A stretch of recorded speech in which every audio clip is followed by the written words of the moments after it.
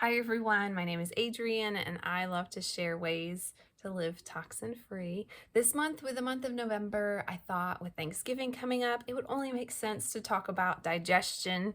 So this first video is going to be all about the digestive system, and I'm going to just cover some kind of nitty-gritty so we can understand kind of moving forward how things impact and affect how our digestion works. So the components or the parts of the digestive system are your mouth, obviously, and within your mouth you have lots of things going on, right? Your teeth are chewing, your teeth are chewing the food, the tongue's moving it around, and you've got your salivary glands putting that saliva in to start that process. Then you have your esophagus, that tube that pushes the food all the way down to your stomach, and from your stomach the food goes to your intestines. You have a small intestine and then a large intestine, and within the whole digestive process, there are some other key players that we kind of don't focus on or hear about as much, but I think they're really important to include here. So your liver, your gallbladder, your pancreas, and your appendix all have a specific job or function to do within the digestive system.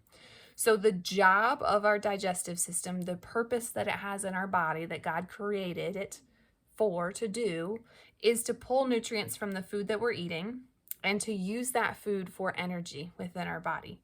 It also helps us to remove waste. So if you're eating a bunch of junk, you're going to have a bunch of waste, right? If you're eating lots of really healthy food, your body's not going to have as much waste to remove because you're pulling all of the good stuff out, all of those nutrients and those vitamins and those minerals from what you're eating and drinking and supplementing, right? Your digestive system has a huge, huge job to get all of that food through your system.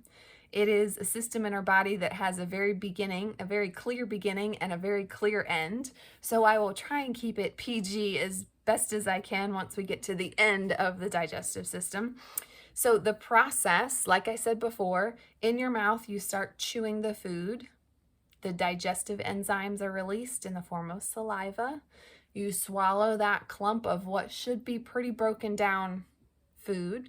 It should be kind of liquidy, and it goes down your esophagus into your stomach. And then from there, your stomach has more enzymes and a really, really powerful acid to break down your food called hydrochloric acid. And it just continues to break that food down into smaller and smaller pieces. Then it moves into the small intestines, and they continue breaking that food down even more with enzymes from the pancreas and bile from the liver. So just more things to help break that food down. And then in the small intestines is where your food's nutrients get absorbed by the body. So the body is pulling things out in the small intestines. The large intestine, it's also called your colon, is all about waste removal. So it's packaging that waste for removal.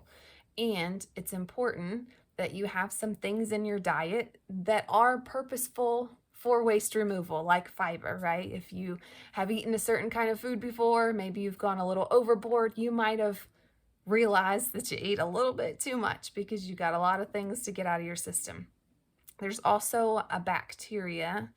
It's really important that you have good bacteria here in this part of your digestive system. And then I will let you fill in the blanks from what happens beyond your large intestine, the colon, then it goes to the rectum, and y'all know what comes next. So that's kind of like a very simplified version explanation of the digestive system and what it does for you. And as we go through the weeks, I'll kind of break it down more and focus on specific areas and ways that we can support it. I hope that was beneficial. If you learned something new, I'd love to know it in the comments below, and I hope you have a great day.